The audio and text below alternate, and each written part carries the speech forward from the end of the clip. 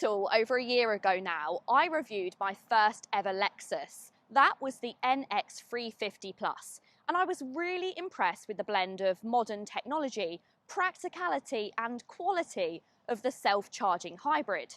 However, if you do need more space, then you might want to look at this, the RX450h. This 5th generation RX is based on the brand new GAK platform, which features Lexus's 450h powertrain, making it the first ever plug-in hybrid RX. In fact, Lexus claims it's a complete reinvention of the luxury SUV, with only around 5% shared with the outgoing model.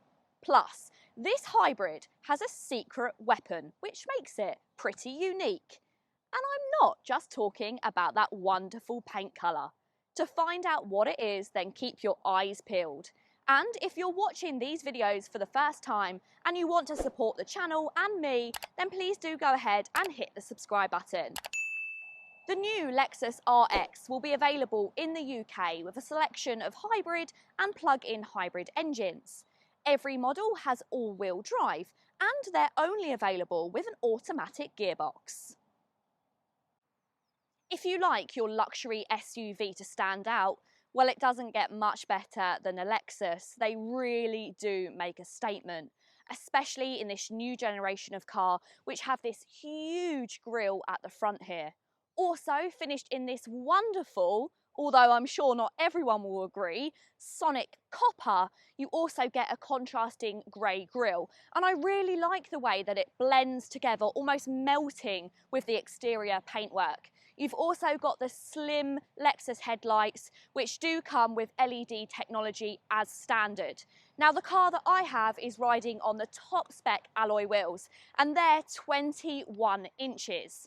Now, despite being a massive alloy wheel, ride comfort has actually been kept to a pretty good standard, thanks to some clever technology, which I'll go into later.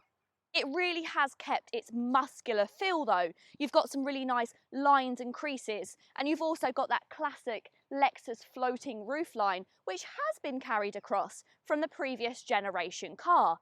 I also really love the details. I love the way that you've got these two-tone door mirrors with the chrome running between them, and also that's mirrored in the door handles. These door handles as well, they sit flush to the body and they don't actually open, and rather there's a button inside of them, which is quite nice. And it works a lot better than pop-out door handles. I also love the attention to detail, like this little lip that comes out on the rear wheel arches, and you've got that front grille mirrored into the rear lights. Now, the boot space in the RX isn't as big as some of its rivals. You get 534 litres. Now, that is smaller than the Audi Q7 or the BMW X5, but I do think it's a very practical space. The opening is nice and wide. You've got a flat load area. You've also got a little bit of chrome here so that the boot doesn't get scratched up. And you've got somewhere underneath the floor to store your charging cables. Plus, you have got a little tether hook here where you can hook that boot floor up, and then it's really easy to access the little bits of extra storage behind. There's also electrically deployed rear seats to fold those down, and you get a retractable parcel shelf.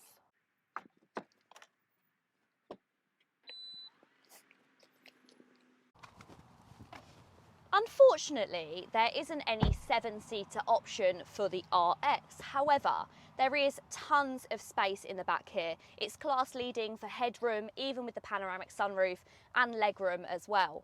Plus, rear seat passengers are treated to all of the luxury that you get up front. There is a ton of things to find back here. I've got 2 USB-C ports. I've also got a 3-pin charger down there as well. I've got rear climate, plus heated, and get this, cooled seats. I've got cooled seats in the back.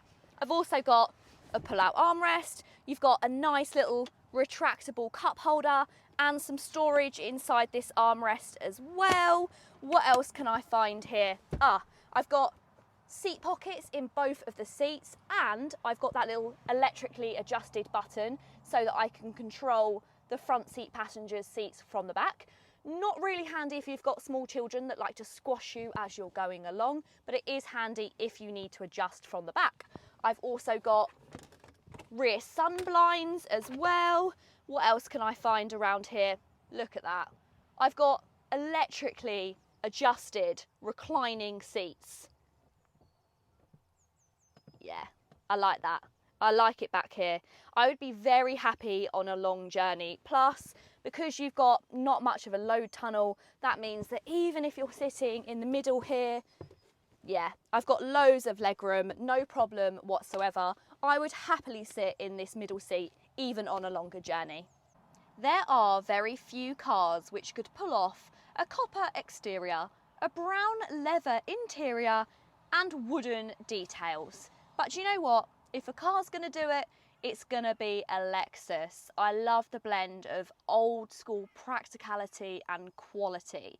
That's something which Lexus knows their customers look for, and they've stuck with giving them that. There's so many nice soft touch materials, all the way up to the materials that you can kind of reach to touch. Almost everything is soft leathers. You've got this lovely wooden effect on the dashboard and through the center console, and then you've got just little peaks of it on the steering wheel as well. It's really special. And you've got that brown suede which runs along the top of the dashboard and matches together with these suede interior seats. Now, I'm not sure if these are real leather. I'd rather they wasn't, but there is the option to have both a vegan leather, which I always think is my preference nowadays because it's very, very good. But I understand that people do like classic old school kind of interiors, and you can get real leather on the Lexus as well. It's very, very driver focused. Everything is angled towards the driver. You've got this massive screen, but you know what? You've still got some physical climate control dials. So a lot of it is on the screen, but you do also have these kind of twisty sections here. Again, with the volume button, you have got a physical volume button as well. You've got a nice amount of storage. There's a little bit of storage up front. You've got 2 USB-C charge ports. Then you've got this little area here, which you can tuck away. You've got, again, another USB-C port and a USB. So that's 3 USCs and a USB.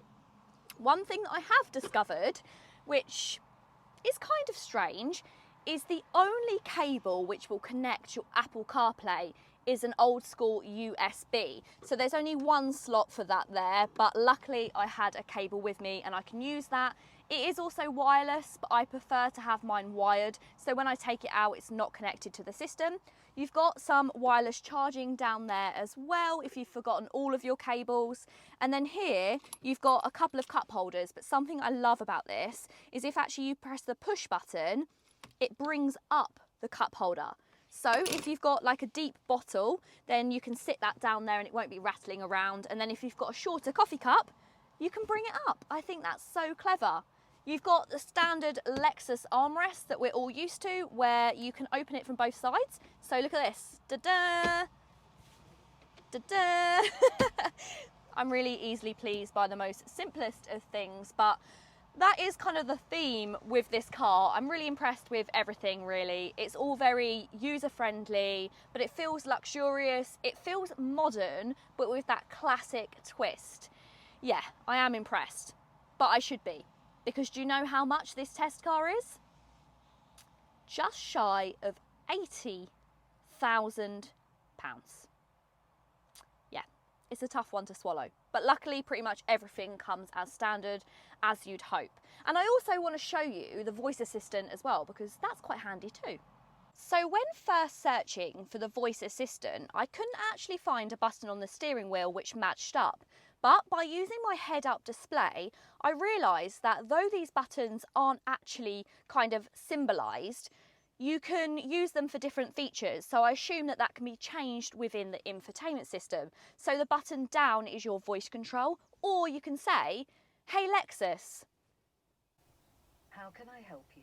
I'm cold.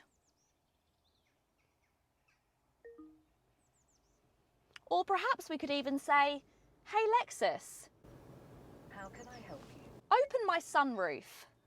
Opening moonroof.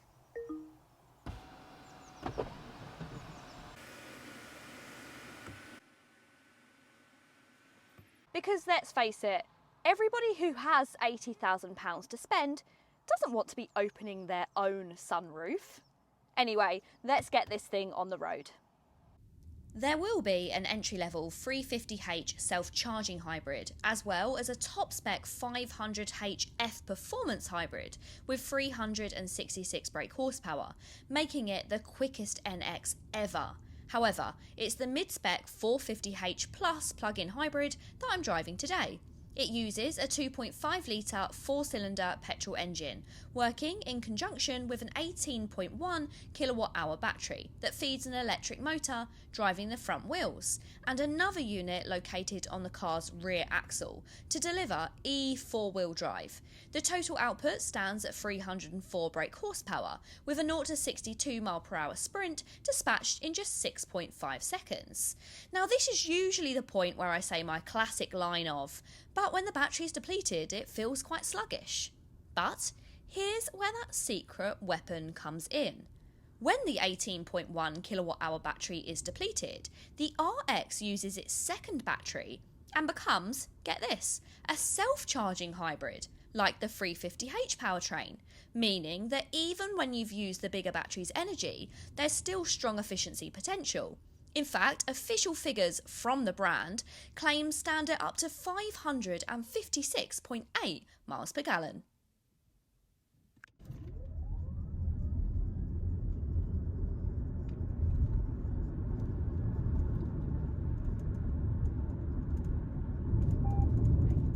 And it's going to be one of the most popular versions of the NX, and that's down to company car benefits.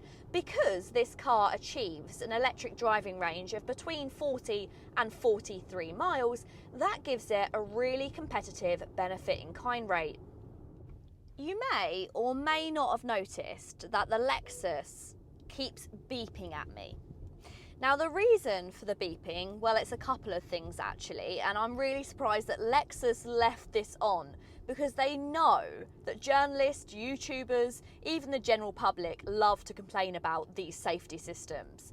But the Lexus lets me know with one beep when the speed changes. So if it changes from a 20 to a 30, it reads the traffic signs and it lets you know, which I guess is a little bit handy because it means you can react a lot quicker. However, it then bleeps 3 more times if you're over the speed limit, and this can be even if you're over the speed limit by 1 mile per hour, which seems a little bit excessive.